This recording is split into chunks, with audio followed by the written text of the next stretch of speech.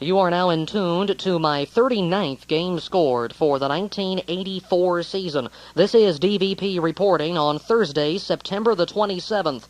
Tonight at Riverfront Stadium, the Reds will do battle with Joe Torre's second-place Atlanta Braves in the wrap-up to a three-game series, and this will be the final meeting of the year between these two ball clubs. This is Game 3 of the final homestand of the year for the Cincinnati Reds, a homestand that will encompass 6 games eventually, with only 3 games to play after tonight's encounter against Atlanta, a 3-game series starting tomorrow night against Bob Lillis's Houston Astros, who have played very good baseball in the latter part of this season. So, we're down to the final 4 games of the year.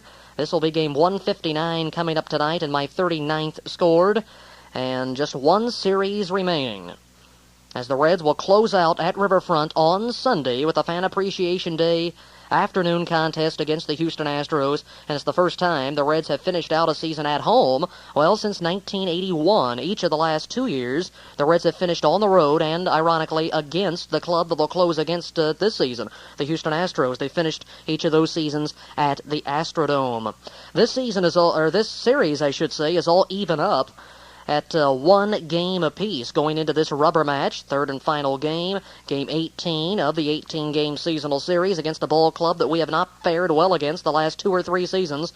Those tough Atlanta Braves who won it all in the West just 2 years ago, but they're now just trying to fight like the Dickens to stay above 500, and hopefully the Reds can push them below again because they're dead even now at 79-79 the Braves are, as we go in to this ball game tonight. My last game scored was on September the 22nd, some 5 days ago, when the Reds played the Houston Astros at the Dome in the middle game of 3 on the final road trip of the year. That was the next to the last road game of the season, and the Reds won that game in 13 innings by a final of 2-1, a long evening at the Dome. I've got 3 games to recap on this cassette, 1 win and 2 Reds defeats. The Reds lost to the Astros on Sunday night, a rare Sunday night game, but they play a lot of those at the Dome. On Sunday, September the 23rd, in a 7:05 start time, the Astros clipped us 2-1, so the teams exchanged 2-1 wins after the Reds won the opening game of that set on Friday night, 5-2.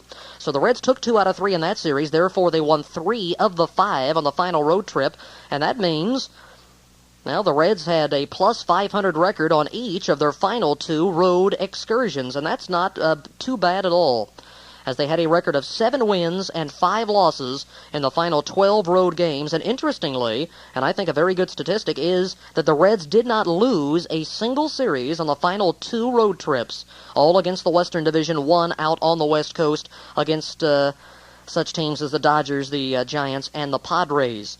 In those final 12 road games, on those final 2 trips, the Reds had 3 2-game series splits when they went 1-1, and the Reds went 2-1 in 2 different series on those final 2 road trips. So not too bad at all for Pete Rose's Reds on the road of late, but still they have one of the poorer road records as they finish out with a record of 31-50 on the final trip. However, 7 wins in the last 12, and that ain't too bad this late in the year for a ball club that's going, well, really no place, except we're fighting to stay above the 6th place position. It looks like we're going to do that, too. The Giants have really played some terrible baseball, while the Reds have played some decent ball over the last few days. Looks like the Reds are going to get out of the gutter for the first time in 3 years. On Sunday night, the 23rd of the month, let's take a look at these totals. The Astros had 2 runs, 7 hits, no errors. The Reds limited to just 4 base hits against the fine pitching of lefty Bob Knepper, who will go against us tomorrow night in the first of that final series of the year.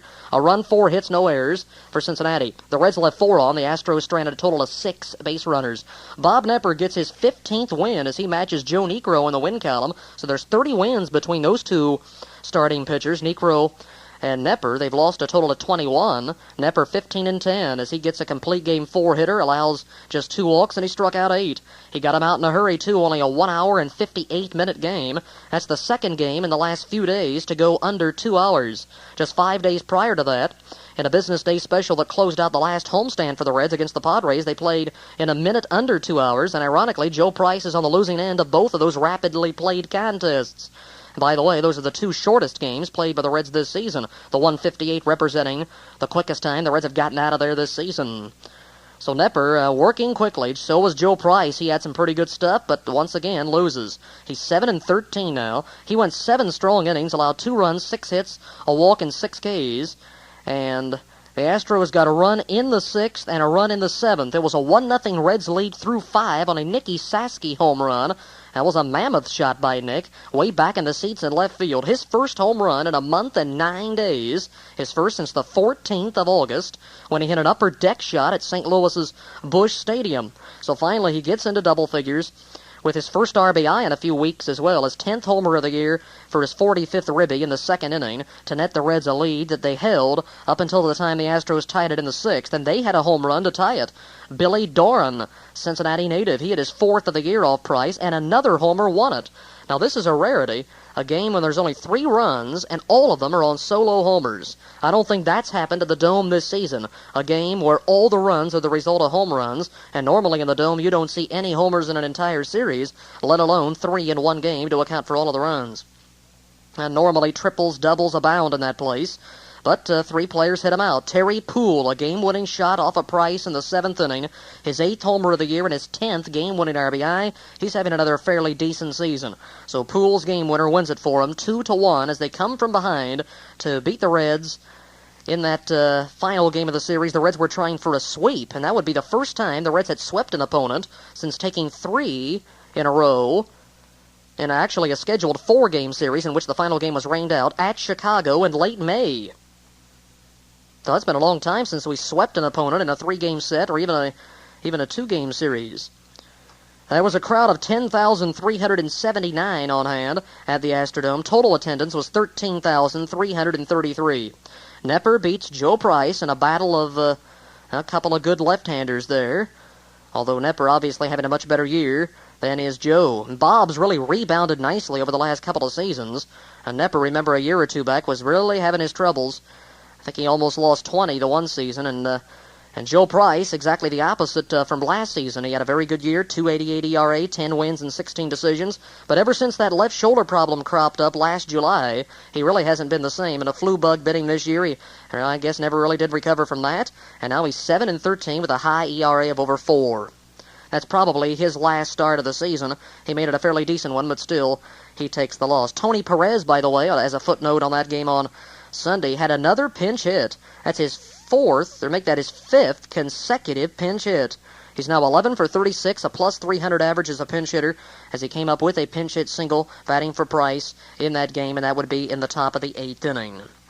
The Reds had an off day on September the 24th. They flew out of Houston about 10 minutes of 10 Houston time on Sunday, came back into Cincinnati and enjoyed an off day on Monday, September the 24th. Then they got back to action for the final 6 games of the year. Final homestand opened up on Tuesday night, September the 25th, a game that was marred by precipitation and actually stopped because of rain with a man out in the top half of the 9th inning. The second time that's happened this year. It happened on the road at Shea Stadium in July. Exact same situation. 1 man out, top of the 9th inning. Only the Reds were batting then. This time the Braves were batting in the 9th, and the rains were relentless. The umpiring crew waited for a long time because the forecast was not a good one. They called for steady rain for about 2 to 3 straight hours into the night, and so they wanted to get the game in, and they were playing in quite a hard downpour in that 9th inning. And finally the crew chief said enough's enough, and he pulled them off the field, and about an hour and 15 minutes after the game was stopped, at 17 minutes of 10 Cincy time, the game was officially called. Now, all the stats in the 9th do go down in the books, and that will not be a suspended game. However, if it had been stopped in the 8th inning, although it's an official game past the 5th, it would have been under the suspended rules, because the Atlanta Braves had scored a run to take the lead, 3-2, and the Reds had not completed their turn to the plate. And I'm sure that would have been under the suspended rules, but Atlanta had already had the lead, and it scored 1 in the top of the 9th, and the Reds were not able to return the favor and bat in the bottom of the 9th. But since the Braves didn't take the lead in that inning, well, it goes down as an official completed game and a 4-2 Atlanta victory. The Atlanta Braves had 4 runs, 6 hits with an error, and they left 6 on. The Reds had 2 runs, 7 hits, 1 error, and left 4. Rick Mailer gets credit for a complete game, his 3rd straight against the Reds this year. He has just been torture on the Reds. I think he's 5-0 lifetime against us now. He's having a fine season. He's been up among the ERA leaders all year. And Rick Mailer's been something. He's 13-9. And he's been one of those surprise pitchers for the Braves, and some of the ones they expected to pitch a lot better, such as Pascual Perez, have not panned out this year. That's why they're down in the pack somewhat. But 13-9 for Mailer, I imagine that's a career high in wins, as he pitches a 7-hitter over 8 innings, gets the complete game. He walked only 1 and struck out 4. Ron Robinson went 7 1/3 real good innings for the Reds as he made his 5th major league start. I tell you, we've gotten some good pitching out of these young pitchers, such as Robinson and Jay Tibbs and Tom Browning and Freddie Tolliver, who's going to make his first major league start tonight. And also John Franco, a rookie lefty who's pitched outstanding ball this year. Carl Willis has done a fine job. All these guys are pluses for this team, and we can look forward to watching them develop in spring training under Pete Rose's and Jim Cott's guidance in 1985. It's going to be interesting to see what that starting rotation is going to be with all these people fighting for jobs. I got to believe a couple of people are not going to be there that had been earlier. Well, for instance, maybe Pastore, Ochinko, they might be weeded out. Bob Ochinko hasn't appeared in quite a long time. They're giving these youngsters a chance. And Robinson, another good outing, came into that game with a .278 earned run average. 7 1/3 innings, 4 hits, 2 runs, 2 walks, 5 Ks. Carl Willis takes the loss. Willis came on and gave up an inside-the-park home run to Brad Kamensk in the 8th inning. A ball that was lined into center field, and Eddie Milner tried to shoestring it. It went off of his glove all the way to the fence. Kamensk circled the bases, came in sliding with his 8th home run of the season, and what turned out to be his 9th game-winning RBI. So Willis, 2/3 of an inning, 2 hits, 2 runs, a homer, and a walk, and that's his first National League decision. I was going to say Major League decision, but that's his 3rd in the bigs. He was 0-2 while pitching for the Tigers earlier this season, so he's now 0-3 overall this year. Ted Power, a 1/3 of an inning. He came on in the 9th, just before the game was stopped because of rain, and he gave up a sacrifice fly to pinch hitter Chris Chambliss to net the Braves their final run. That's the only out that Power recorded. That goes down as a 1/3 of an inning for Power and a game finished. But Robinson did pitch well, a 4-hitter over 7+ with 5 Ks. And he has been doing it this season since being recalled in mid-August from Wichita. But Rick Mailer went the Reds one better, beating us 4-2 in that soggy finish at Riverfront. A 2-hour and 8-minute contest, excluding the rain delay of about 115 to 125. The attendance was 9,657 total, 7,103 paid to see the Atlanta victory in the first game of the 6-game homestand. There was another home run. That was by Dale Murphy. He hit one to right center field to get the Braves on the board. His 35th of the year to take over National League lead in the home run derby over Mike Schmidt of the Phillies. Reds had RBIs from Davey Concepcion and Ronnie Oster, and those both came in the 5th inning. And the Braves won it with the runs in the 8th and the 9th inning. We should have kept Robinson in there, it looks like, because the relief corps faltered a little bit there. Going to 1 inning, allowing 2 hits and the 2 winning runs for Atlanta. So Brad Kamensk, a game-winning inside-the-park home run to center field in the 8th inning off Carl Willis, spells doom for the Reds on Tuesday night, 4-2 Braves. Then the next evening, which would be, well, let me see, yesterday, in fact, Wednesday night, September the 26th is the date, because today's the 27th. The middle game of the series goes to the Reds. A 6-3 final score. A big day for Mario Soto and a big day for Davey Concepcion. I tell you, Soto has done a job with the bat of late. He has his 2nd straight 2-hit game. He's knocked in a total of 4 runs and has 4 hits in his last 2 starts, and he's won them both. He's now on a 4-game winning streak. He is 17-7.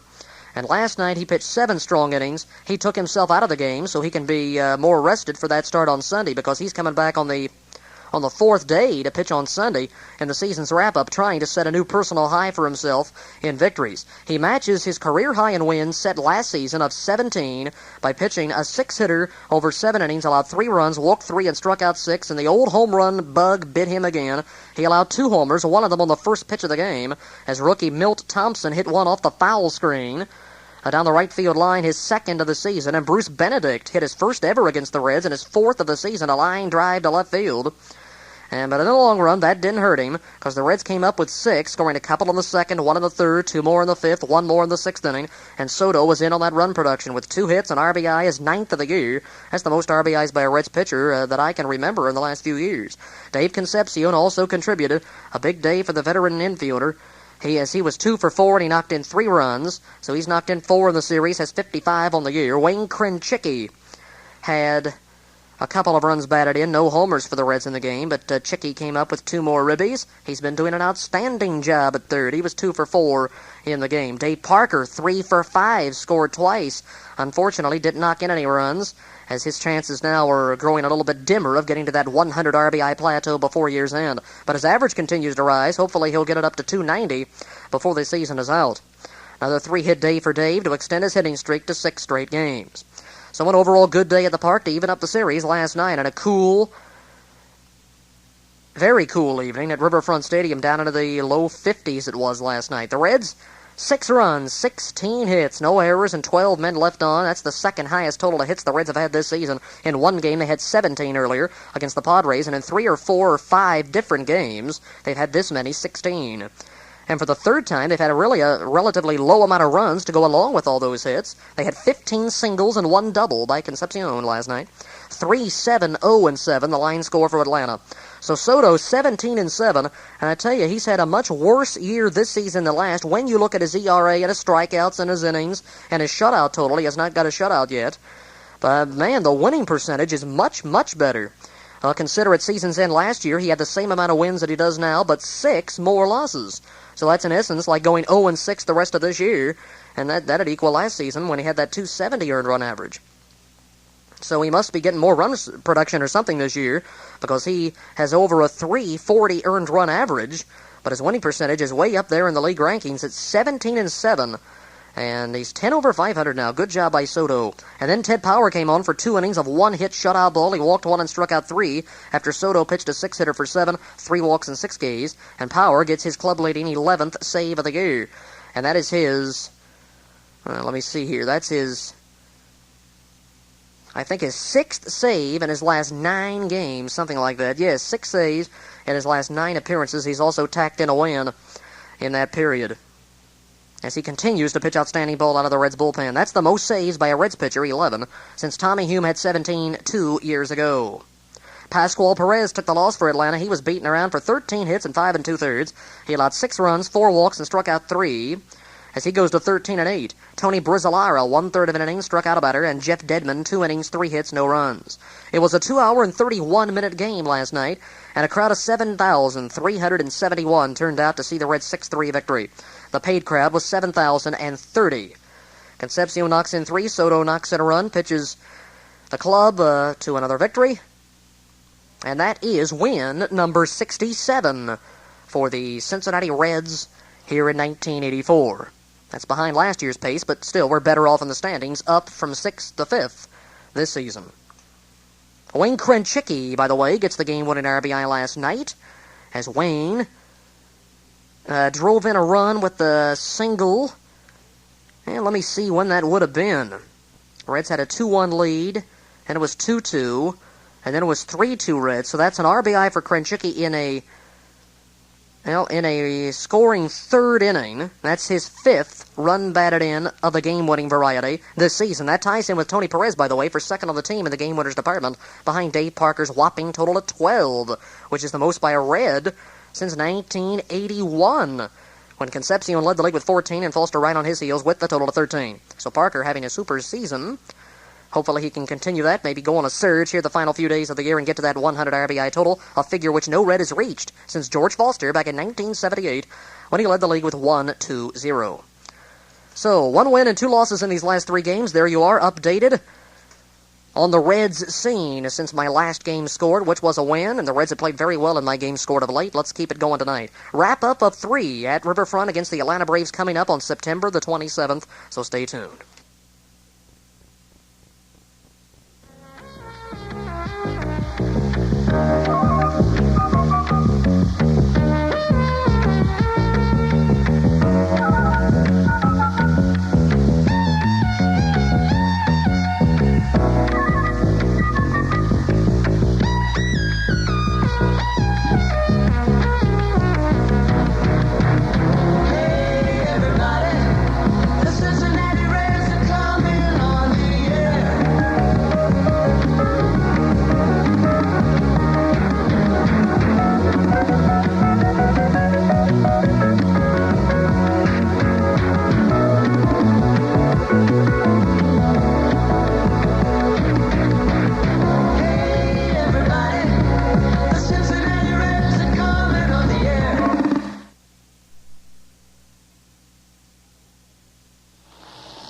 Well, the wrap-up in this series tonight featured two young rookies, Freddie Tolliver and Zane Smith, and both pitched themselves and their ball clubs proud. They both went 7.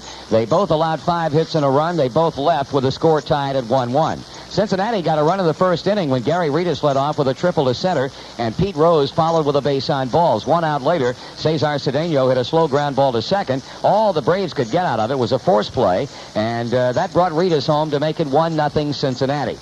Freddie Tolliver was able to get out of a serious jam in the 4th inning. The Braves loaded the bases with 1 out, but the rookie, showing a lot of poise, came up with a big strikeout at the expense of Paul Runge, got Bruce Benedict on a fly ball to left field. In the following inning, however, he was not quite as fortunate. He issued a 1-out walk to Milt Thompson. He moved up on a ground out by Ramirez, and then Claudel Washington, behind no balls and 2 strikes, hung out a frozen rope that found the gap in right center for a double. Thompson scoring, and that tied the game up at 1-1. The Reds in the bottom of the 5th inning got back-to-back 2-out walks, but could not score. Got a couple of folks on and left them on in the 6th inning, and that was the way it went. The Braves also threatened one more time, but they couldn't do anything. In a big 8th inning, certainly for Danny Billardello and his ability to throw, he was perfect tonight. The Braves tried to steal on him 3 times, and he knocked all 3 runners off. In the 8th inning, Murphy walked with 1 out. He was caught stealing, although on the replay, there was no way in the world that Davey Concepcion tagged Dale Murphy. And then after Gerald Perry had walked, following Murphy being thrown out, he tried to steal, and Billardello knocked him off.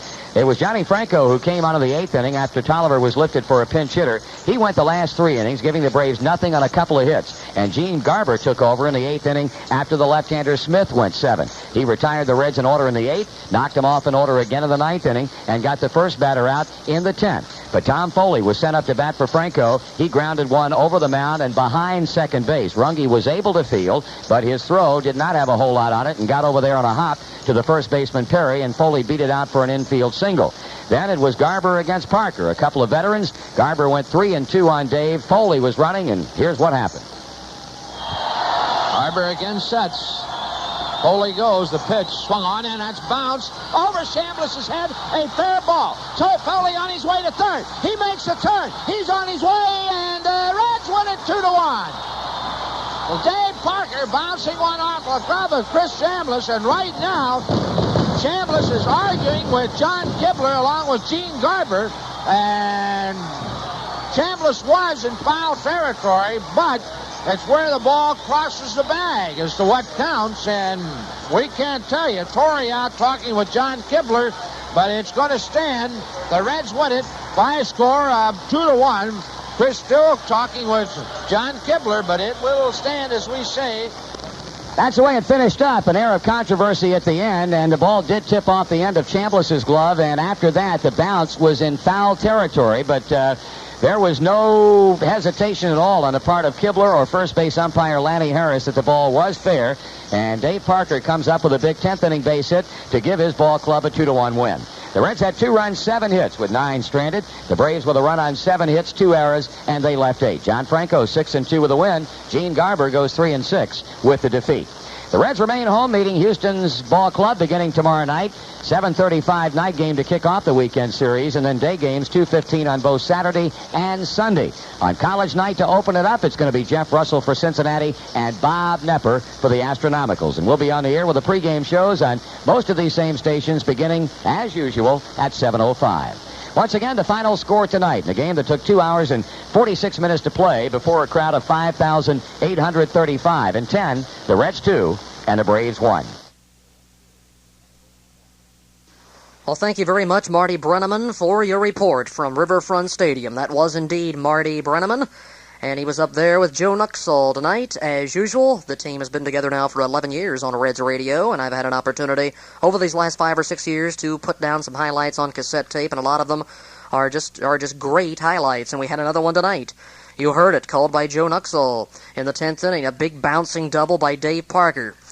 And a fine way to win this ball game. We did it in sudden death with 1 out in the 10th inning. The Reds have played very well in extra inning games this year. They've now won 12 of 20 such encounters as the Reds close out this series and close out season's play against Atlanta Braves with a 2-1 extra inning win over Joe Torre's second-place team. And with this loss, the Braves now drop into a second-place tie with the Houston Astros, both identical records now of 1 under 500, 11 games back. So the Reds might have played the part of spoiler as far as the Braves are concerned in this series, because the Reds won 2 out of the 3, so the Reds have not lost a series in a while.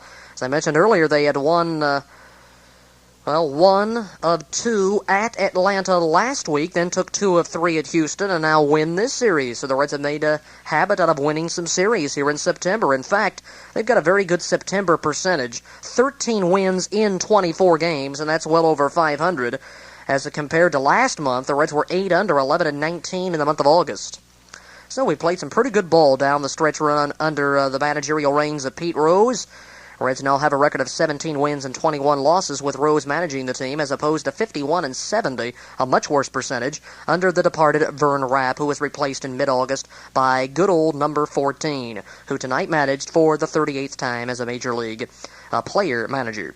It's September the 27th. It's a cool evening again. Autumn has arrived in the Midwest, down around the 50-degree mark at the end of this ball game, maybe lower than that. A light mist at the start of the contest, but no rain delays.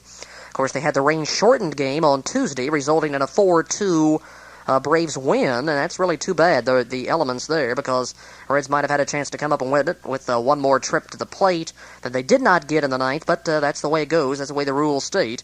So the Reds have to settle for that loss, but they take the last 2 games, 6-3 behind Soto, Concepcion, and company last night, and 2-1 in extras tonight. Highlights and stats coming up on this cassette. This is yours truly, DVP, back reporting, and, 39 down and 1 to go in terms of my games scored, and I'm going to reach my goal for the first time in years. Set my sights a little bit lower this year than the last few seasons, set it on 40, and I'm going to get 40, assuming that final game of the year isn't rained out. Let's cross our fingers and hope for another good game on Sunday, the Fan Appreciation Day game, and that will be my final game of 84, as is usually the case. I will score the first game and the wrap-up game of each season, and pretty soon I'll be wrapping up my, good heavens, 6th season, 79, 80, 81, 82, 83, 6 years of putting the games on cassette tape. And the Reds in those years have won 153 and have lost 121. That's for 274 games, including this one. That's a .558 percentage. My lifetime percentage has gone way up there, with 7 wins in the last 8 games scored. I'm now on a 3-game winning streak right now, and a 7-1 record in September. 220 lifetime Reds wins in 381 games, and that's a .577 winning percentage. And with this victory, I now have my most wins since 1981, when my record was 24-10, outstanding percentage in that strike-shortened season. And this season is now going to be plus 500. How about that? With this win, there's no way I can finish under 500. And, in fact, there's no way, period. If I scored all 3 of the remaining games, it'd be 21-21, and that's assuming they lost them all. So it's going to be a plus 500 year with 1 to go, and that's good news. That's the first time that's happened in 3 seasons. I finished at 20-26 2 years ago, 19-20 last year, so I've eclipsed both of those win totals, with this being win number 21 against 18 losses, and that's a .538 winning percentage. Under Pete Rose, it's been a great record, 8 wins in 12 games. At home, the record is now 7-10, against the West 10-9, and extra inning games 5-4, and now 10 wins decided by 1 run in 17 such games. Since the All-Star game, a very good record of 11 wins and 8 losses, and 12 of those 19 under Pete Rose. So I guess Pete has been the savior as far as my games scored. It's really turned around, only losing 4 since he took over, with twice that many in the win column. My final record against the Atlanta Braves is 2 wins, 3 losses. The Reds' final record against Atlanta this year is a game worse than last year even. They were 6-12 against them last season, 5-13 this year. And, that's the worst slate the Reds have against any team. That's what the Reds did against the Astros last year, and that was their worst record against any opponent. Now 5-13 final against Atlanta. Although the Reds did win 3 of the last 5 against the Braves. They won 4 of the last 5 against them last year to finish at 6-12. So that's not a very good record. A 2-year record of 11 wins and some 25 losses against the Braves. And this year, the Reds had not won a game at home against them until this series. They lost a brief 1-game stay with 1 game rained out back in mid-April. They lost all 5 in a series in May and June. And that's incredible, the second straight year that had happened. And they close out 2-7 at home against the Braves. Not very good. The Reds won only 3 of the 9 in Atlanta. So, we have not had much success against the Braves since about 1980. That's the last time I think we finished over 500 against them, when we were 14 over. 16-2 that year, so it went from one extreme to the other in a very short period. As did the Reds' fortunes overall, from first in the majors in 81 to dead last in the National League standings in 82. Something that's nearly impossible to occur, but it's happened, and the same thing is currently happening with the Milwaukee Brewers. The Brewers, the best team in the American League 2 years ago when they won the pennant. This season, they're fighting it out with the Giants as to who's going to finish dead last among the 26 teams. And I'm shaking my head. You can't see it, but I'm shaking it. The Milwaukee Brewers dead last in the West, well behind the Cleveland Indians. Man, oh man. We have news on that, by the way. The Brewers, they fired their manager today. Early this afternoon, it was announced that Rene Lachemann, who did a good job for the Mariners, has now been let go. So Rene Lachemann out as manager of the Brewers, although he will finish out the rest of this season, what remains of it. And starting next year and going through the next couple of seasons, it'll be George Bamberger back in at the helm of the Milwaukee Brewers. He managed them 4 years ago, then had a year and a half with the New York Mets. And after heart surgery, he has pronounced himself fit to manage a Major League team again. And, well, he's going to have to be pretty fit, I guess, with that Brew Crew, the way it played this year. If they're going to rebound, Bambi's got to do something, I guess. Or maybe Harry Dalton will make some big trades. The club that I predicted first, is dead last, 7th in the East. I don't know why I bring that up every time, but thought I might give myself a slap for predicting them first. I just thought they had it, really, with Fingers, Vukovich back, and all that power hitting, which is just not developed at all. The Reds have more homers than the Brewers. And that is really in itself incredible. So George Bamberger back in for the 85 season as manager of the Milwaukee Brewers. Another manager has bit the dust. About 7 of them have this year, including the Reds' Vern Rapp. What else do I have on tap here for your listening pleasure? My winning streak is 3, 7 wins in the last 8, 8 wins in the last 10, 10 Reds wins in the last 15. Let's keep it going. No sense in stopping here. Let's go make it a clean finish there at the end. That would equal my longest winning streak of the year. 4 if I could win on Sunday, if the Reds could. And that'd be 2 4-game winning streaks in this month of September. So going good now, 21-18. I've scored about 31% of the Reds' victories, 21 of 68. I have scored myself this season. Also 2-4 in scrapped games, so when you include that, that's 23 wins scored. Let's take a look at these umpires. We got to get a look at these umpires here. Behind the plate was the crew chief, John Kibler. He's been around a while. At first base, unquestionably, as we continue to say, the worst umpire in Major League Baseball, Lanny Harris of nearby Richmond, Indiana. So Kibler at first, Harris at second, who did not make too many terrible calls today, although he made, I think, a couple yesterday while umpiring second. At second base, Bob Davidson. At third base is Jim Quick. Kibler, Harris, Davidson, and Quick. The game was underway a couple of minutes late. That was only because Freddie Tolliver refused to get out there on the mound on time. Apparently, he didn't know when the game was going to start or something. He was thrown down to the bullpen when the game was supposed to begin, and finally they signaled him in. Well, come on in, Freddie, your time's up. So he finally took the mound, and someone belted out a horrible rendition of the national anthem tonight. I think they picked out someone out of the stands to sing it this evening. And Marty and Joe didn't want to say anything about it, but you could almost hear them laughing after the tune was belted out.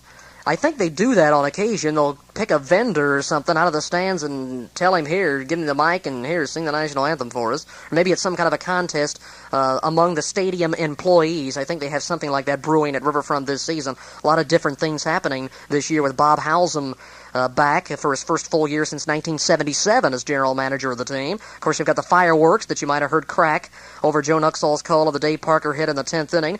They have fireworks for every home run and for every victory. That's a nice addition. They say that's really attracted some fans, too. They want to see those fireworks. And also it's brought interest to the game, says Robert Halsam Jr., who's in charge of this sort of thing, publicity, and he's in charge of the new attractions at the ballpark. The new beer garden down there beyond the left field fence has been a really popular attraction. Also the radar speed pitch on the Green Plaza level. And that's been going over pretty good, too. 50 cents. You pluck down your 50 cents and you get to throw 3 balls and against the jugs gun there and see how fast you can throw it. We've seen him get it up to about 80 miles an hour for some of the high school seniors around the Cincinnati area. Some of them have done pretty well with him, but mainly in the 40s and 50 mile per hour ranges, I've noticed. But those are some of the new features at Riverfront that will continue for next season. I think Bob Halsam Jr. has done a pretty good job in his first year in that regard, in charge of the new attractions down at the ballpark. I think they're going to put in a few more next season. And the attendance is considerably up from last year, although the Reds have a worse record than last season. But I think it's looking up here with Pete Rose in for his first full year next season as manager of the team. A lot of good young pitchers coming along that everybody's really proud of this season. They've done a fine job. Franco, also Power, who's not exactly over the hill himself, was about 28 years old. And also, you got to point to Jay Tibbs, who's just done a very good job. Freddie Tolliver in his first major league game tonight, an outstanding appearance. Carl Willis, obtained for the Tigers, has done a fine job. Tom Browning has done a fair job. And in fact, not just fair, I want to give him his full dues here. Browning has done an outstanding job in 3 major league starts, an ERA of under 2. He's 1-0 and probably should be 3-0 the way he has pitched. So these young pitchers, up and coming, along with Ronnie Robinson, it's going to pose quite a battle in spring training probably next season for Jim Cott, Pete Rose, and the rest of the Brain Trust. Well, I think the pitching looks sharp down the road, and hopefully the offense can pick up some more next season. We need Concepcion, if he's not traded before next year, to have a much better season than he has had the last couple of years average-wise. He's down in the 230s again. He's really dropped off. Gary Reedus has been in and out of the lineup. Eddie Milner, ever since the hepatitis, hasn't been the same. He's down in the 230s now, real disappointment, whereas he was on his way to his best season ever when he was stricken with that disease in June. Hasn't had a whole lot of playing time since then. Well, we got to talk about another Reds win tonight, so let's talk about it here. First of all, the starting lineups. For the visiting team, the Atlanta Braves, they went with rookie Milt Thompson out in left field as the leadoff batter. He's having a pretty good year offensively. .337. He's got 10 or 11 stolen bases as well. Has only been caught a couple of times. He's had 2 homers, one of them off the foul screen against Soto on last night's first pitch. He's knocked in 4. Hitting second at shortstop is Rafi Ramirez, a .267 batter, a home run. He's driven in 47. Hitting third in right field, getting his first start in this series, is Claudell Washington. He's had 17 homers, has knocked in 60, batting .284. 4 of those 17 long balls against the Reds, all off Mario Soto. Hitting fourth is center fielder Dale Murphy, who has won the MVP award in this league the last 2 years and going for 3 in a row. He doesn't have great stats, but, well, he certainly has some good enough stats to be ranked as one of the top players in the National League. His batting average isn't extremely high. He hasn't yet got to 100 RBIs, and some players over in the American League have, and others in the National League. But he does lead the league in home runs, tied with Schmidt at this time. 35 homers for Murph, with a 1 in this series. .287 average and 98 runs batted in. So some more fine numbers for this power-hitting, right-handed center fielder who can also play left and catcher and right field and first base. But he's found a home in center, and his defense has really come on in the last couple of years. He is one of the great players in our game, Dale Murphy. Back-to-back MVP awards. And you never know, he might make it 3 in a row if he finishes with a surge, gets that average up close to 300. He no doubt is going to get votes for the MVP for the 3rd straight season. Hitting fifth at first base is Gerald Perry. .269 average for the nephew of the former Red, Daniel Dreesen. 7 homers, 43 RBIs for the left-handed hitter. Hitting sixth at third base is Randy Johnson. He's done a fine job in filling the shoes of Bob Horner, who went down with another one of those wrist injuries earlier this season. They've also had Ken Oberkfell down. He's out with an injury. .286 for Johnson. He's filled in amply. With 5 homers, he's driven in 30. Batting 7th at second base is Paul Runge, who's up for his 4th year in September, the September trial. .280 average with 3 RBIs. Batting 8th is the catcher Bruce Benedict. He went the full route in this 3-game series. We didn't see the former Red Alex Trevino. A .220 average for Benedict with 4 homers and 25 runs batted in. Batting 9th is the rookie left-hander Zane Smith. We've never seen him before. Recently promoted. He's not even on their 40-man roster, but he's made the team in September. And he's done a good job with a 277 earned run average, 1 win in 2 previous starts. This is his 3rd major league appearance, and for the man he's opposing, Freddie Tolliver, his first Major League start and also his third appearance in the bigs. So parallel situations for these two youngsters. They're both 23, a lefty for the Braves, Zane Smith, and for the Reds, Fred Tolliver, the former Yankee. And Smith's also a pretty good hitter, apparently. Coming into this game, he was 3 for 6 on the season, and he added 2 more hits tonight. And now we'll go to the Cincinnati Reds batting order. To lead it off in center field, getting a rare start of late, is Gary Redus. And he had a 3-bagger in the first inning. That stopped a long dry spell for Redus that had seen his average drop to 257 from 270. And he had been stuck on 99 hits ever since the 5th of this month. Finally gets another one today, and I'll highlight that in a moment. So 257 for Gary. And he's been homerless for the longest kind of time. He's got 7 of them. He led the team last year with 17. And Parker needs to get one more homer to equal the Reds' high from the last couple of years. Dreesen had 17 2 years ago. Redus 17 last year to top the team. And Parker leads this year with 16. And Gary has knocked in only 22 runs, and he's been stuck on there forever. He was stuck on 9 for a couple of months before he finally got his 10th. Then he drove in a few runs in a couple of weeks' time, and now has been stuck on 22. He does have a lot of stolen bases, though. That's where we get to talk about Redus' strong point there. Stolen bases. 47 steals and very limited action, really, this year.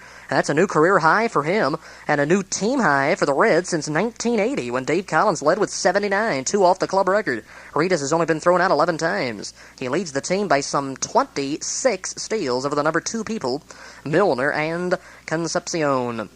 Next in the order is first baseman and manager Pete Rose, a 283 average overall for Pete as a Red, 360, continues to hit that ball. No homers, he's knocked in 31, he's driven in 8 runs as a Red. Hitting third and right field is Dave Parker, the potential team MVP this year. He's had just a super season. He leads the team in every offensive category except maybe triples. He leads in homers, RBIs, game winners, hits, at-bats, total bases, and batting average. When you look at it from a, at-bats standpoint, as far as the number of plate appearances go that you have to qualify, Parker does lead in batting average with 288, 16 homers, 92 RBIs, 12 game winners. He adds to all those columns except home runs tonight. His average stays the same. He extends a hitting streak to 7, the second longest for him this season. Had an earlier 12-gamer, which was the high on the team until Ostery clipsed that with 21 games in a row in, I believe, August. So Parker now has 172 hits with his big hit in the 10th inning tonight. And, man, that's the most hits by a Red since, I think, 1978 or 79. 160-something led the team in 80. And then I'm sure nobody's had this many hits since then. So he set new Reds highs in just about everything in the decade of the 80s. He equals the decade high in RBIs with his 93rd. That equals George Foster's 1980 final count. I'm sure Dave's going to get one more in the 3-game series. I hope Rose just keeps on playing these next 3 days so he can have a shot at possibly getting close to the 100 RBI figure. I don't think he's going to reach it, but let's hope he can set a new decade high for the Reds. If you want to look at it like that, 94 would do it.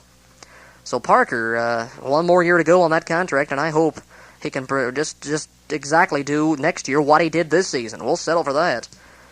Really kind of a pleasant surprise. Didn't expect this much production from all facets, really. Well, he's done it power-wise. He didn't hit his first home run, keep in mind, until the 9th of May against Montreal, so he's popped a few home runs since then, a lot of RBIs, tons of game winners. He has set new personal highs for himself back through the last 5 years. He also leads in 2 base hits. He's had 27 of those, and he added to that column tonight. He's played very well in the field also, and his attitude has been great. He's been in there every day. He hasn't been hurt. So everything considered, this has been one of the better moves made by the Reds management, signing this guy Parker, the first big money free agent the Reds have ever signed. I'll have a look at the rest of this lineup for the Reds on side B, and then I'll get into the recap of the ball game, so stick around.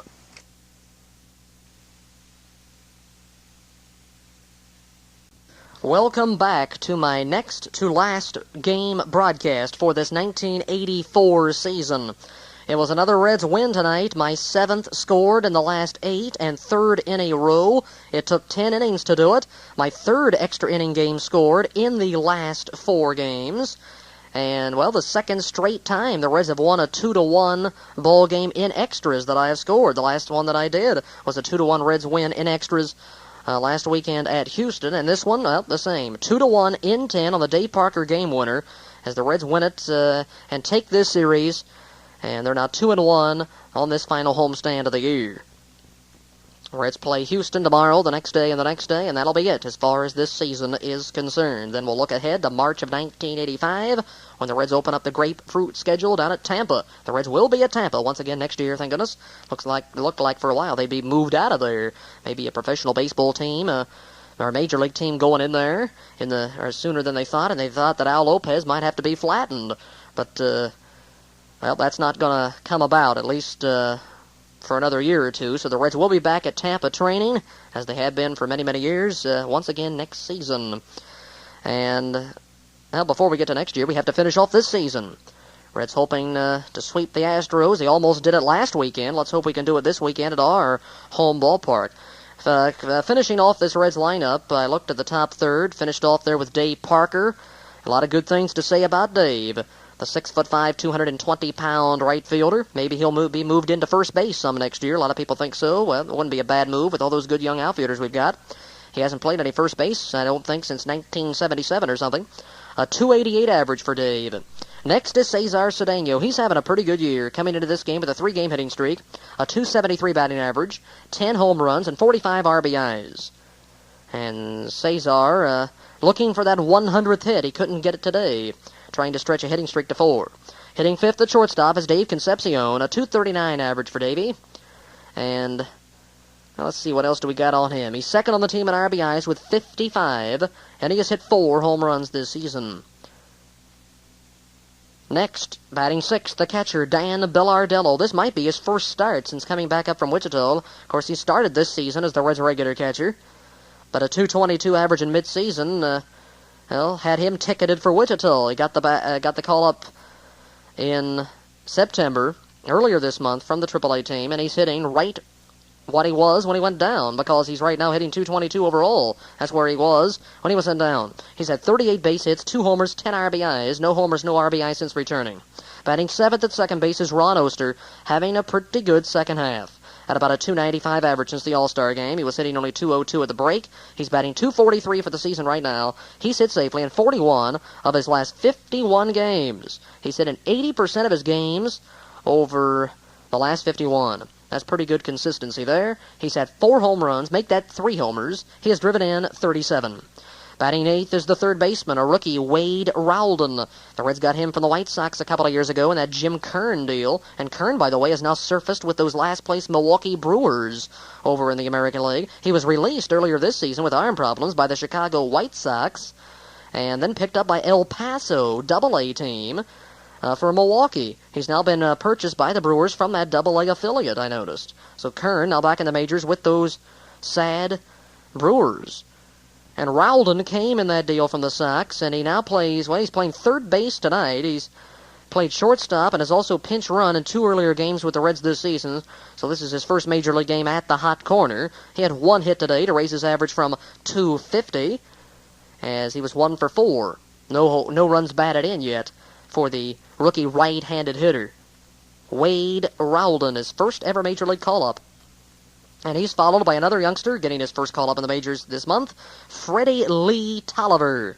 He's from Natchez, Mississippi, 23-year-old, formerly with the Yankees, obtained in the Ken Griffey deal in December of 1981 at the winter meetings as the player to be named later in that Griffey trade, along with Brian Ryder, who was also involved in the deal. And Tolliver, nothing for nothing as far as a batter. As far as pitching, also nothing across. No earned runs. And no wins, no losses, no saves. His first major league start, and he didn't disappoint the brass. We've gotten good first starts out of a lot of people, except maybe Ronnie Robinson. He gave up 7 runs in a third of an inning. However, 6 of the runs were unearned, remember, in that game against the Cubs and Rose's first series as manager. But Tom Browning nearly threw a shutout in his first major league start against the Dodgers a couple of weeks ago. And now Tolliver pleases everybody with 7 very strong innings of 5-hit baseball, and he only gave up 1 run. Unfortunately, cannot get the decision. Another rookie left-hander, another rookie who happens to be a left-hander, and John Franco comes on and pitches 3 good innings to get his 6th major league victory. Tolliver is a right-hander and a hard thrower, kind of a lanky lad, and I don't think he ever played for the Yankees. No, he didn't. He almost was traded to the Pirates in part of that big Jason Thompson deal in April of '81. That deal did not come about. That fell through and eventually traded to the Reds organization and now surfaces as a major league pitcher and one of the top candidates in spring training for next season. So it's Tolliver against Zane Smith, a couple of youngsters that we've never scored before, and they both went 7. They both gave up a run, as Marty said earlier, and they both allowed 5 hits, so identical parallel pitching lines there for Tolliver and Smith, both pleasing their managers to no end probably tonight on this cool evening at Cincinnati. Not exactly the best evening for pitchers, but they went out and pitched like it was 90, as they looked like they were very loose out there. Let's take a look at the weather conditions. We'll get to the game in a moment, but first of all, we have to take a look at these weather conditions, which were not too hot, as I mentioned, cool at Riverfront. Game time temperature, according to the resident meteorologist, as they say, up in the booth. I don't know who that is, Bill Sek Dennison or something. I don't know who the resident meteorologist is. Possibly Andy McWilliams or that Roth guy who's always roaming around. Jim Winters. They got people roaming around. You never know who's up in that booth. That's crazy anymore. But I love it. 53 degrees game time temperature. That was the temperature at Riverfront at 7:37 p.m., which was when this game was underway, a couple of minutes behind schedule. As I mentioned, Tolliver taking forever to warm up. A high today going up to 62, low tonight 43 degrees, 42 according to the radio. The Reds have now won 2 in a row, 4 of 6, 10 of the last 19, 13 of the last 24, and 14 of the last 26. The Reds have played at a 542 clip in their last 24 games, and that ain't all bad. That's exactly their percentage so far in the month of September. The Braves have won 4 of their last 7, and, well, let me see here. They have lost 2 in a row in 3 of their last 4 games to fall now under 500. So it looks like they're not going to be finishing over the 500 mark this season. They are going to need... What are they going to need? They're going to need to take 2 out of 3 just to split the season. They're going to need to sweep their final series against the Padres at home in order to be at 82 and 80 at season's end. So that's going to be a rough road to hoe. So the Braves will finish under 500. It looks like for the first time since 1981, I guess it would be. Yes. And when they were 50 and 56, I think, that season overall. Well, what do you say we take a look at this top half of the first inning? Rookie Tolliver against rookie Milt Thompson. And the pitcher wins out on a bunt pop-up, and another rookie makes the catch, Wade Rowden. Pretty good play over the Braves dugout. Thompson with a good speed trying to bunt his way aboard, but he popped it up foul, and Rowden, hustling down the line, made the grab. Then Ramirez foul popped on a full swing to the catcher, and second-year man Bellardello tagged that one. Made the catch. Then a ground ball off the bat of Claudel. A 4-3 real slow grounder. I didn't think that ball was ever getting to Oster. A 4-3 out. In the bottom half of the first inning, the Reds start off quickly with this Gary Reedus bolt. The payoff from Smith, and here's a fly ball hit well back into center field. Murphy going back on the warning track. It's off the wall. Here's Reedus to second. He turns and heads toward third, and he's in standing up with a 3-base hit. Boy, he hit that ball a long, long way. Marty, but it was interesting how Dale Murphy went after the ball. I think Dale thought that ball was out of here, and it looked, I don't think it hit the fence even. It might have short-hopped the fence. And I tell you, I think the ball really fooled Dale. It just hit about a foot up the fence, but if he would have gone after it, he might have caught the ball. It really did look like he'd given up on it, because at one point he almost stopped running and expected to see the ball leave the ballpark, but then apparently realized when it started getting closer and closer that it was going to stay in, and he was unable to catch up with it. So the Reds have a chance to do something right out of the chute. And they do manage later in this inning to get that run in. A leadoff triple to dead center field off the bat of Gary Reedus. As I mentioned, it breaks a long dry spell. How long? Well, it was 0 for 18 for Gary entering this game. His first base hit since the 5th of September when he had 3 hits in a game, including 2 doubles. He had been stuck on 99, finally gets hit number 100 of the year in his 386th at bat of the season. And his average had fallen 13 points from 270 to 257 during that dry spell. A triple for Reedus, which, well, the base hit being a triple is also noteworthy because it breaks a long dry spell in that regard for the Reds. That's the first triple by a Reds player since Cesar Cedeno had his first on the 3rd of this month. So that's some 24 days ago that the Reds last had a triple. That's the 29th three-bagger for the Reds this season. That's the 3rd of the year for Gary Reedus, tying him for 3rd on the team in and 3 base hits. So a leadoff triple to center on a 3-2 pitch off Smith, and we're in business. Then Pete Rose draws a walk on 4 pitches. Dave Parker struck out Sweeney. We needed Parker to come through. He was up there 3 times in his first 4 at-bats with a man at second or a man at third, but could not come up with a big base hit. Finally did with a man at first base and running in the 10th. That's when we got the big hit, and that's really, in the long run, when we needed it. Off of the bat of Parker in the sudden death when it really counted. But Parker could not come up with a big hit early in the game off this rookie, as Smith had him fooled a couple of times, a strikeout Sweeney here. But then Cesar Cedeno gets the run in with this fielder's choice grounder. The pause, the look, and the pitch. And a bouncing ball hit to second. Runge goes to Ramirez, and that's all they get. As the run scores, and looked like Pete slipped down. He went down to the seat of his pants before ever getting to the sliding pit at second base. Marty, I think he thought Ramirez was going to let fire, and he was getting out of the way, to be honest. I don't blame him. You know, he wasn't anywhere close to the bag. He wasn't going to hurt anything, so I recommend getting out of there, too. But CeCe hustling down the line, Ramirez just said, well, why waste my arm? Yep. So that's an RBI for Cedeno, and the Reds lead 1-0. He's knocked in his 46th. And that breaks the Reds' veteran outfielder first baseman out of a third-place tie on the team in RBIs. With Cesar's 46th of the year, he's now 1 up on Nicky Saski, who has had 3, I think, since hitting a home run at St. Louis in mid-August. And, of course, he doesn't play a whole lot anymore. I would not be too surprised to see Mystery Saski wearing another uniform next season. And, well, that's kind of sad to say, but with all that great power that he does possess. But you look at the batting average, the strikeout ratio. He strikes about 3 or 4 times for every home run that he hits. A 191 average, not exactly a Brooks Robinson in the field. And almost everything is negative this season for Nicky Saski in every single department. He does lead the team in triples, I'll say that. We were talking about triples before. His 5th triple of the year. Broke him out of a tie for first, so he's got 5 triples to lead the team. But Saski not playing a whole lot anymore. He has knocked in 45, not too bad on a 190 batting average. So Cedeno gets the run in with the 4-6 fielder's choice grounder. Rose out as he slipped down, as Marty said. It looked kind of funny out there. Looked like he just flopped himself right on the AstroTurf. It looked like he tried to slide his spikes cut or something. Then Concepcion on the first pitch hit also a 4-6 ground ball. And that ended the inning. But we got a run on a hit and left 1 on. In the top half of the second inning, a leadoff single to left field by Dale Murphy is followed up by a fly ball to center off the bat of Perry, a strikeout swinging of Randy Johnson, and that, my friends, represents the first Major League strikeout in the career of Freddie Lee Tolliver. Then Runge hit into a force play 5-4. They nailed Murph at second, and another pretty good play by Wayne Krenchicki, who is not even playing third, so how can he make this play? Nope, it's Wade Rowden. And I was thinking of another play later in the game when Chicky hugged the ball, was hugging the line. He made a good play on a force coming right out of the sliding pit. Chicky's done a fine job over there. And Rowden did okay today as he fields this one to his left and gains the force out. No runs, a hit, 1 left.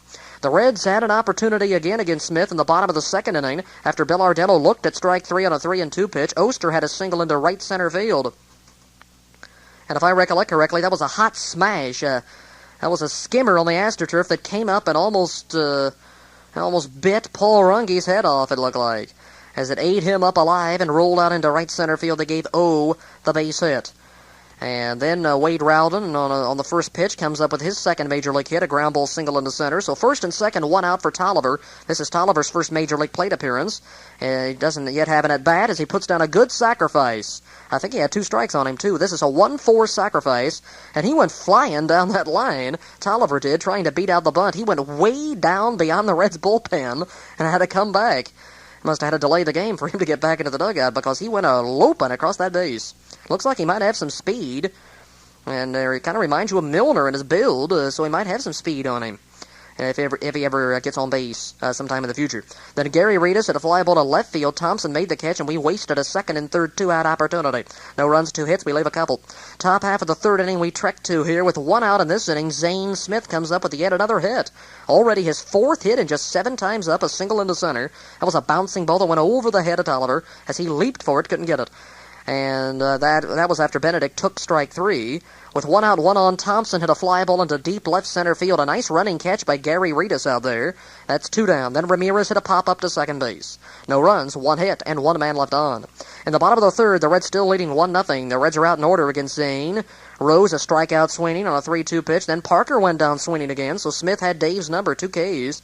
And Cedeno hit a first pitch pop up to second base. That was a wind-blown baby out in right center field. Good play by Runge. There was a bit of wind at the stadium tonight. No runs, no hits.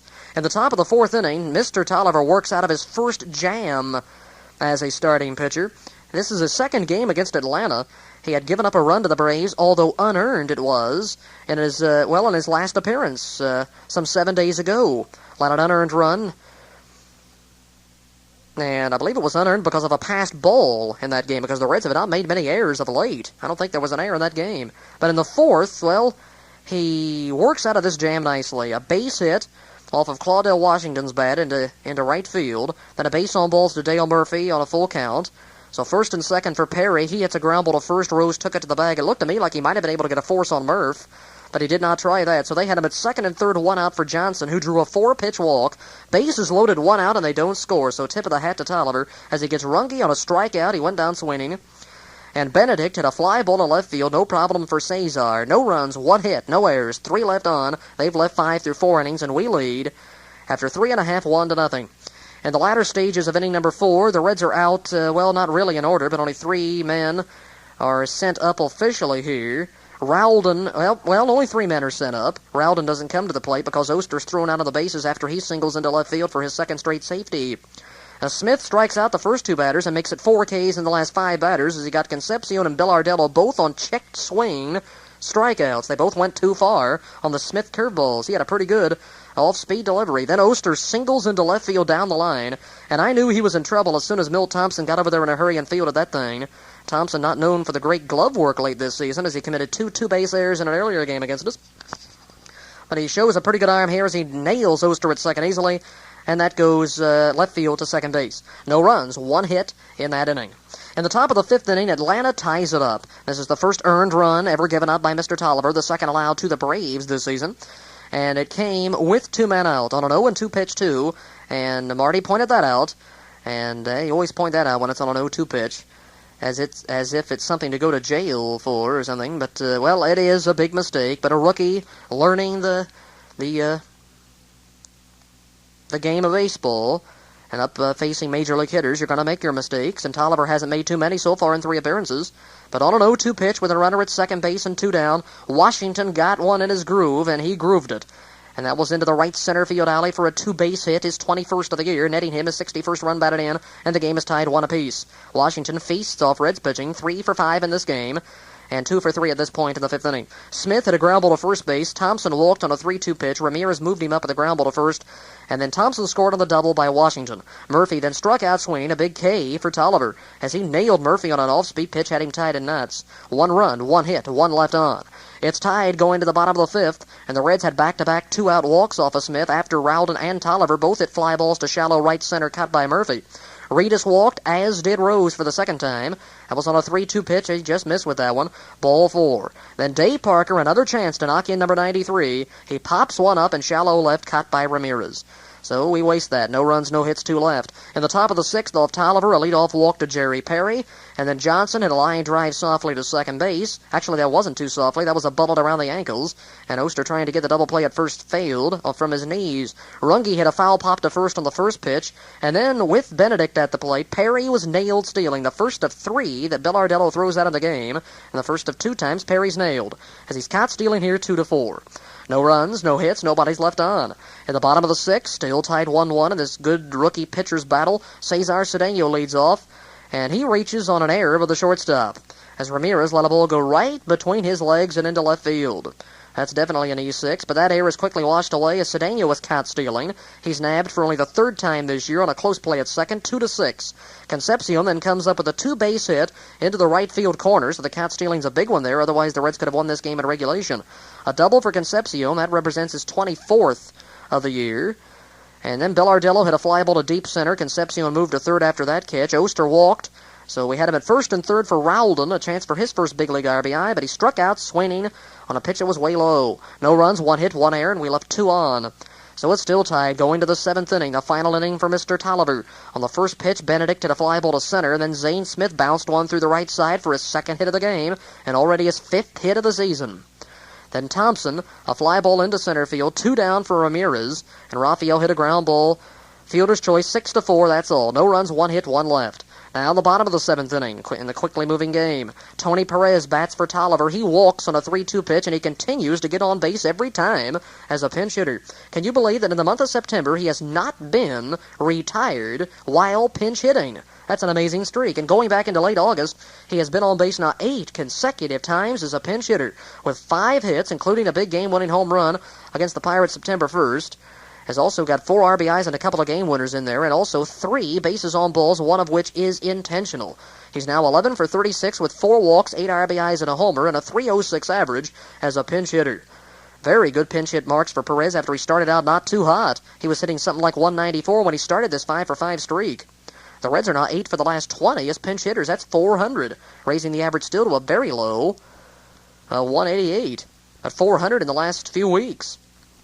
A walk to Perez on a 3-2 pitch, and as usual, he's taken down for the PR. Pinch runner Eddie Milner comes in, and he moves up a batter later. Reedus tried to put down a sacrifice. He bunted a pop-up to the pitcher. Smith made a nice catch and almost turned it into a fancy 1-3 double play. The only problem is he threw the ball away at first base for an error, and Milner went to second base. Rose then flied out to right field. That got Mills to third, but then Parker, another chance to knock in that run. Men are in scoring position each time, 3 or 4 times, but he hits a line drive to first, just fair. Perry picked it off with no problem, and that was all. No runs, no hits, 1 error, 1 left on, and we're still tied going to the 8th inning. A new pitcher for the Reds, it's lefty John Franco. For the second time in less than 2 weeks, he pitches 3 spotless innings in a relief stint. He's done a fine job this year since being promoted in late April from Wichita. What a good trade that Rafael Landeskog deal was. So we got Franco along with Brett Wise in that deal for Landeskog, who's just a bit player with the Dodgers and spent some time at Albuquerque this year.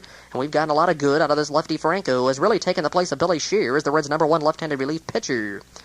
And what do we have here in the 8th inning? First of all, we have a deep drive to left field off the bat of Washington. Nice running catch by Reedus, who's now in left field. Then a base on balls to Murphy. He's caught stealing, although he's really safe with the stolen base. I think he's got about 20 of them this year, so. And no way in the world he tagged him. Concepcion gets the put out, but in a kind of a fake job there. He pretended like he tagged him. The second base umpire, that's got to be Lanny Harris. No, it's not. Bob Davidson. It wasn't Harris. Davidson made this terrible call, but the funny thing is, no argument from anybody. The Atlanta bench didn't put up a stink. Murphy said, well, all right, said I'm out. Well, you never touched me, but so what? He just went back to the dugout complacent, and there's a little funny look on his face after he got back to the dugout, but I guess he didn't want to say a word to the umpire for fear of being thrown out or something. But you could see it on the replay. There was about a foot of room in between Concepcion's glove and Murphy's body. But instead, it goes down as a caught stealing 2-6. Then a base on balls to Gerald Perry on a 3-2 pitch. And then with Johnson to the plate, Perry is nailed on the steal attempt. As Bill Ardello's 3 for 3 in nailing runners. And this time he does tag him out, and they got him on a perfect throw, 2-4 this time.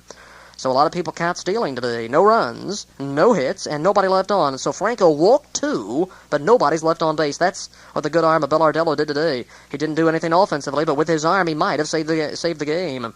In the bottom half of the 8th inning against the Atlanta relief pitcher Gene Garber, the Reds are out in order. In fact, Garber had retired the first 7 that he faced, but then the next 2 did him in the 10th inning. In the 8th, Cedeno flying out to center, Concepcion flying out to left, and Bill Ardello grounded out to third. In the top half of the 9th inning against Franco, after a ground ball to second by Johnson and a ground ball to short by Runge, Benedict had a 2-out single into left field for his first hit, and then first baseman Chambliss now batting 9th when a double switch was made. He had a weak ground ball to second. They got the out at first to send it to the bottom of the 9th. No runs, 1 hit, 1 left. But the Reds are out in order in their first sudden death inning. Oster a ground ball to second. Pinch hitter Krenchicki batting for Rowden hit a fly ball to center. And then the new center fielder Milner hit a line drive to shortstop to end this inning. Krenchicki is the second best pinch hitter on the team as far as hits go, though he's only hitting about 200. 7 for 35 as a pinch hitter with an RBI, which is a game winner, a double, and a couple of walks. He stays in the game to play third base in the 10th. And in the 10th inning, Thompson hit a pop-up to second base off of Franco. Ramirez went down swinging. Washington, an infield single behind second. Davey was there to make the play, but the ball popped out. They gave Washington a hit, his third of the game. Then Murphy hit a ground ball down the third base line. Guarding the line was Chicky. A good play out of the sliding pit. They got the force on Washington 5-4. No runs, 1 hit, 1 left, and that brings us to the bottom half of the 10th inning. And the first man was retired, Gary Reedus, on a ground ball to third. The 5-3 connection was made. Then a pinch hitter for Franco. It's Tom Foley. And it continues to amaze me how many times he is 1 for 1 in a game. He continues to get a hit when he has only one at-bat in a game. That's happened so many times. He does it again. Infield single to second base for Foley, who's batting for Franco. That is his 5th pinch hit in his last 6 at-bats. He had been 0 for 7. He's now 5 for 13 as a pinch hitter. That's .385 with a homer and an RBI as a pinch hitter. This is a big one because he scores the winning run on this following Dave Parker base hit that you heard before. I'll play some more of that here as Joe Nuxhall calls this game winner by our number 1 run producer, David Gene Parker.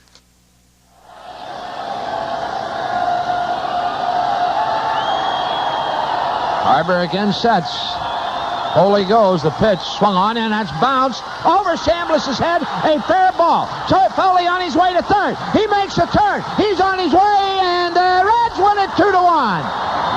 Well, Dave Parker bouncing one off a glove of Chris Chambliss, and right now, Chambliss is arguing with John Kibler along with Gene Garber, and Chambliss was in foul territory, but it's where the ball crosses the bag as to what counts, and we can't tell you. Torrey out talking with John Kibler, but it's going to stand. The Reds win it by a score of 2-1. Chris still talking with John Kibler, but it will stand, as we say. The Reds winning it 2-1, and Marty will be back with the totals after this word. So there it was, the game-winning base hit by veteran Dave Parker. It wasn't exactly a rocket shot, but it got the job done. A high chop right over the first base bag. There was some controversy as to whether it was fair or foul. It landed foul, but it hit the glove of Chambliss, apparently in fair ground, right directly over the first base bag, according to the umpires. The home plate umpire, Kibler, and also at first base, Harris. Although I will say Harris wasn't really in position. He was trying to get out of the way of the ball. It looked like he was running towards second with his head down, and I don't think there was any way that he could see whether it was fair or foul at the time it went over the bag. But Kibler had his eyes glued to it, and I think he made the official ruling, and Harris backed him up on it, so that'll stand as a fair ball, a 2-base hit down in the right field bullpen for Dave Parker, his first hit of the game after going 0 for 4 with a couple of strikeouts and leaving 3 or 4 men in scoring position, but finally comes through as Foley is running on the 3-2 pitch, and Parker bounces one over the head of Chris Chambliss. So that extends his hitting streak to 7 in a row, gives him his team-leading 28th double of the year, his club-leading 13th game-winning RBI of the year, and his club-leading 93rd run batted in of the season. Man, he's done it all this season. So that's it. The Reds win it 2-1. The Reds had a run, 2 hits, and 1 man left on in the 10th inning, as Foley had a big pinch hit, as he once again comes up with his perfect 1 for 1, as he loves to do. Comes around to score easily. He scored standing up as he got the glad hand from Cesar Cedeno, the on-deck batter. As he told him to come in standing up, he did. No throw to the plate. Washington fired it back in, but not nearly in time. And Parker had another game-winning RBI, his first in a while. And he now leads the team by 8 game winners. Perez and Krenchicki second with 5 apiece. So another Reds win for me down in the books. 2-1 Cincinnati. Well, everyone should know what it's time to do now. It's time to pull out the leaflet and take a look at the final statistics for this particular contest, which happens to be the 159th of the year for both the visiting Atlanta Braves and the homestanding Cincinnati Reds. Through 159, the Braves have won 79. They have lost 80. That's a .497 percentage, and as I say, they're going to have to win out in order to avoid finishing under 500. They are 11 games back, tied with the Astros for second place in the West. Astros coming in tomorrow to play the Reds. And I believe the Braves will play the Padres over the weekend. That means the Dodgers are stuck with the San Francisco Giants, the dead last team in the division. Looks like the Reds are going to finish up in 5th place this year. How about that? First time out of the basement since 1981. And unless the Reds totally blow it and the Giants come up with some wins over the weekend, the Reds will be finishing 5th because Cincinnati has a 2-game lead over San Francisco with just 3 to play. So the Braves 11 back, the Reds now 22 games behind. The front-running Padres had a day off today, so that half game is eliminated. So the Reds 11 behind Atlanta, 22 behind the leaders. In 5th in the West for the Reds. The Reds now 23 under at 68 and 91, and that's a .428 winning percentage. Now let's take a look at each of these players and their lines for this game. The Reds used 14 players today, 2 pitchers. The Braves used 2 pitchers, 11 players. Number 30, Milt Thompson in left field was 0 for 4 as the Braves leadoff batter. He scored their lone run. Hitting second at shortstop, Rafi Ramirez, number 16, 0 for 5 with an error. Next is Claudell Washington, the right fielder, number 15. He was 3 for 5 and knocked in a run. Number 3, Dale Murphy in center field was 1 for 3. Next is Gerald Perry at first base, number 28, 0 for 2. Number 26, Gene Garber, pitcher, in the number 5 position. Number 6, Randy Johnson at third base, 0 for 3. Number 12, Paul Runge at second base, nothing for 4. Number 20, Bruce Benedict, catcher, 1 for 4. Number 34 is Zane Smith, the starting pitcher, 2 for 3 with an error. Number 10, Chris Chambliss at first base, 0 for 1. 34 at-bats with 7 hits, 1 run, and 1 RBI for the Braves. The Braves pitching lines, Smith, 7 good innings in his third game in the majors. He allowed just 5 hits, 1 run. It was earned. He walked 5, and he struck out 7. Then Gene Garber comes on. He takes the loss. He's lost 6 times. He went 2 1/3 innings. He went 1/3 of the 10th. He allowed 2 hits, 1 run, earned, no walks or strikeouts. For the Reds, number 2, Gary Reedus, center field and left field, 1 for 4. He scored 1. Number 14, Pete Rose at first base, 0 for 2. Number 31, John Franco, pitcher, batting second. Number 10, Tom Foley, pinch hitter, 1 for 1, and he scored the big run. Number 39, Dave Parker in right field, 1 for 5 with 1 RBI. His average stays at .288. Number 28, Cesar Cedeno, left fielder, first baseman, 0 for 4, and he knocked in a run. Number 13, Dave Concepcion at shortstop, 1 for 4. Number 11 is Dan Bellardello, the catcher, batting sixth, 0 for 4. Next is Ron Oster, the second baseman. He's number 16. He was 2 for 3. And Ronnie raises his average a few points up to .246. Cedeno goes down to .270. Rita stays at .257. And Foley is up to .253. He's hit safely in 9 of his last 11, mainly as a pinch hitter. Ron Oster is next. Make that Wade Rowden at third base. He's number 56. He was 1 for 3. He's now 2 for 7 in the majors. Number 15, Wayne Krenchicki, pinch hit third base. He was 0 for 1. Krenchicki is batting .287. Freddie Tolliver, the pitcher, number 59, 0 for 1. Number 24, Tony Perez, pinch hit, 0 for 0. He's hitting .244. Number 20, Eddie Milner, pinch runner, center fielder, 0 for 1. Mills down to .233. He's 0 for his last 12. 33 at-bats, 2 runs, 7 hits, 2 RBIs for Cincinnati. Here's the Reds pitching lines. Fred Tolliver, 7 innings, 5 hits, a run. It was earned. He walked 4, and he struck out 4. John Franco gets the victory with 3 shutout innings. He allowed 2 hits, he walked 2 batters, and he struck out 1 batter. Now let's see what else we have to offer up for this one. In the way of statistics, doubles by Washington, Concepcion, and Parker. We had a triple by Reedus, and no homers in the game. A game-winning RBI, of course, for Parker. No stolen bases in 4 attempts, as 3 players were caught stealing 4 times. Well, 3 players accounted for 4 caught stealings. Perry twice, Murphy, and Cedeno. Sacrifice bunt by Tolliver. No double plays in the game. The winner's Franco. He's 6-2. The loser's Garber. He's 3-6. The Reds had 2 runs, 7 hits, no errors, and left 9. And the Braves, a run, 7 hits, 2 errors, and they left 9 on. A correction on Marty's totals. They left 9, not 8, in this game. The time was 2 hours and 46 minutes. That's the official clocking and my clocking as well. Attendance paid in total is 5,835, one of the weaker crowds of the year. 5,835 in the stands. The Reds have played very well in the field of late. In fact, the Reds have made only 1 error in their last 6 games, only 2 errors in their last 9 contests.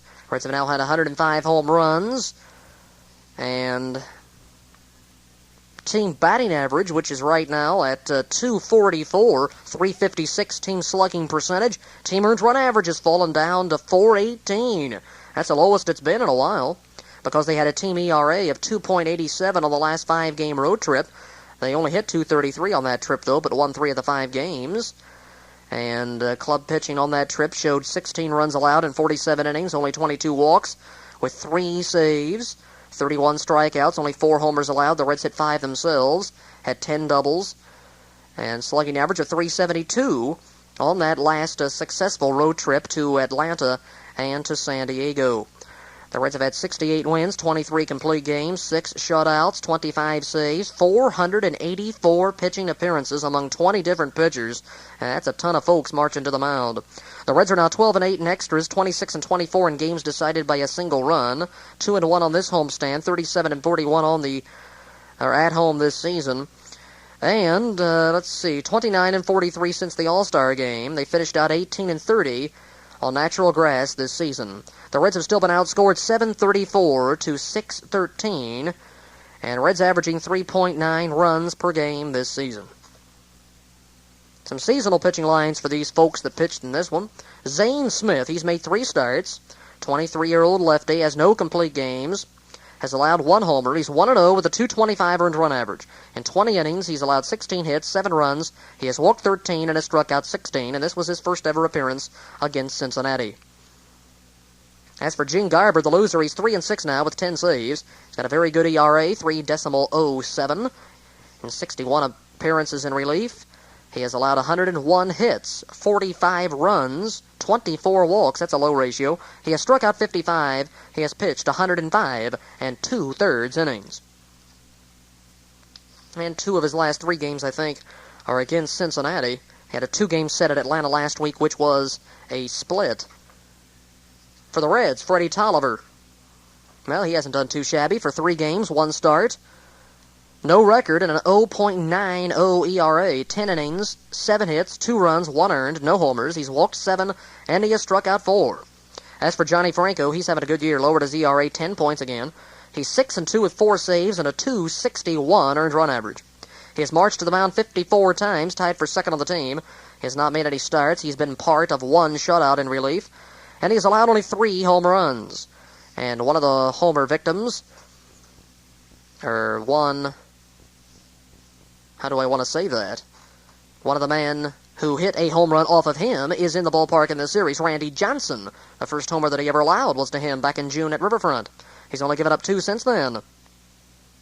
He's pitched 79 1/3 innings and has allowed 74 hits, 28 runs. He's allowed 36 walks and has struck out 55 batters. He has himself a good batch of stats right now. A high number of games because of not starting the team with the big league team. 54 appearances, 6 wins, 4 saves, a good ERA, good ratio in hits to innings pitched, homers to innings pitched. Earned run average is good.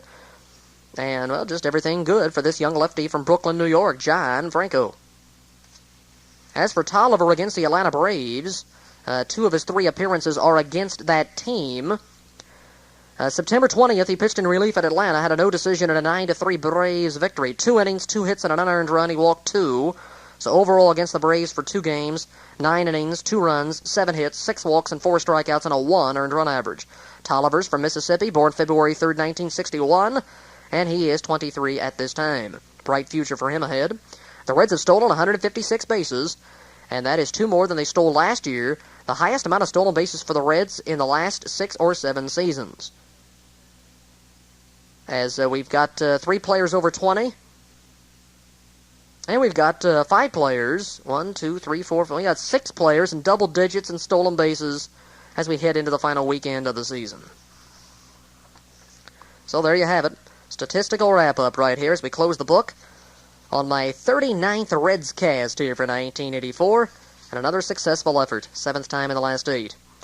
In extras, the Reds beat the Braves 2-1. And a brief rundown of the scoreboard is coming up next. Now let's take a look at these standings here. 3 of the 4 divisions have been decided as we head into the final weekend of play. So only one is going down, as you say, to the wire. That's the American League West, where the Kansas City Royals hold, at this time, a fairly commanding 2-game lead with just 3 to play over the Minnesota Twins. The Twins, well, they were almost buried tonight by one of the lowlier teams in the league, the Cleveland Indians, on a 2-out game-winning home run by the former Royal, who was helping out his Royals team, possibly the championship, Jamie Quirk, a young catcher infielder just recently picked up from the White Sox organization a couple of days ago. He had a game-winning home run at the bottom of the 9th for a 4-3 Cleveland win, and that put Minnesota 2 full games behind Kansas City.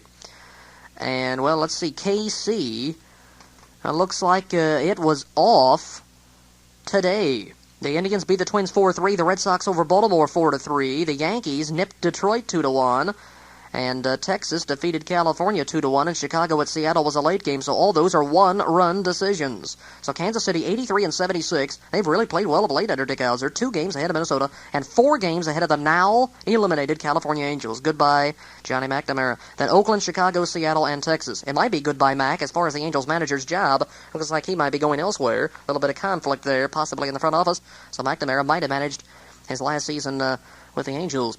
In the American League East, of course, the Tigers with 102 wins, 14 games ahead of the Toronto Blue Jays. And my, Sparky's Tigers go into the playoffs, first time since 1972. Sparky becomes the first manager in the history of this great game to manage teams to 100 wins in both leagues. In the National League East, the Cubbies, they're going to the playoffs. They clinched on September the 18th with a big win over the Pittsburgh Pirates at Pittsburgh. Came back home to a huge celebration in Chicago the other day. They're going wild in the Windy City. They're 5.5 ahead of the New York Mets, who were eliminated. Well, they were the last team in the division, of course, to be eliminated. Amazing. Those two teams, 5th and 6th in the East last year, 1st and 2nd this season. Cubs and Mets. Then the Cardinals, Phillies, Expos, and Pirates. In the West, the Padres, who clinched, well, let's see, about 10 days ago, I think. 90 and 69, 11 games up on the second-place teams. Then the Dodgers, Reds, and the San Francisco Giants. Reds are 8 games behind L.A., 2 games, as I mentioned, in front of San Francisco. In the National League today, only a couple of games. The Expos beat the Cardinals 6-3, and, of course, the Reds over the Braves by a run. Let's see what Montreal did. Danny Dreesen got in on the act. He had a solo home run tonight. That's his 14th of the year. That's his 7th as an Expo. He had that many with the Reds as well. Tommy Lawless, we also note, is a Montreal Expo now. Of course, he was traded in the Pete Rose deal. He's been called up. He's at second base. He was 2 for 4, and he stole his 7th base. That's his first steal as a non-Red. He was 6 for 9 in steals with the Reds this season. Tim Raines stole his 73rd base, and that extends his own, I was going to say rookie record, but of course Raines isn't a rookie this year. I'm thinking of something else. I'm thinking of Juan Samuel of the Phillies, who yesterday or the day before became the all-time rookie stolen base leader. So he got his 72nd, which moved ahead of Raines' old record as a rookie of 71 set 3 years ago. I notice Raines right up there in the 70s again for the 3rd or 4th straight year, which sets some sort of a record. 73 steals for Tim Raines, who had his rookie record broken by Samuel, as I try to work that into my favor after blowing it a moment ago. David Palmer, the winner, 7-3, and Jeff Reardon got his 22nd save. Bob Force takes the loss, only 2,803 at Montreal to see the Expos win in no doubt cold conditions up there in Canada, 6-3 over the St. Louis Cardinals on a Jimmy Wolford game-winning hit. Well, there you have the scoreboard. I've got a few seconds here. Let's take a look at these other attendance figures. At New York, 16,732 for a Yankees 2-1 win over the Tigers. The winning pitcher there was Bob Shirley. Dave Righetti got his 31st save. Don't hear much about him, but he's doing a good job in relief for Yogi Berra's surging New York team. Boston over Baltimore. Cal Ripken is 27th homer. Bob Clear is 8th win. Or Mark Clear. 14,663 at Boston. Yes, that's Mark Clear, not Bob. And Cleveland, the big home run by Quirk in the 9th inning gave the Indians the victory and just about knocked Minnesota out of the East, or out of the West. Tim Loudner a homer. Ron Washington also had one. The winner was Ernie Camacho. He's got over 20 saves and 5 wins. 3,752 at Cleveland. And at Texas, the Rangers beat the Angels 2-1. Reggie Jackson, another home run, is 25th. He's on a tear of late. Ned Yost, a game-winning hit. Tommy John, 7-13, took that loss. And the winner was the former Philly and Cub Dickie Knowles. 6,761 saw that game at Texas. And once again, the final score from Cincinnati, in front of a crowd of 5,835 in a 2-hour and 46-minute game in 10 innings. The Reds win this game and win the series. Well, both the same deal, 2-1. 2-1 the final score, and the Reds win the series 2-1. So another good game today, and my 39th game scored is now in the books. And until my 40th and final game coming up on Sunday, I'll say so long for now. This is DVP reporting.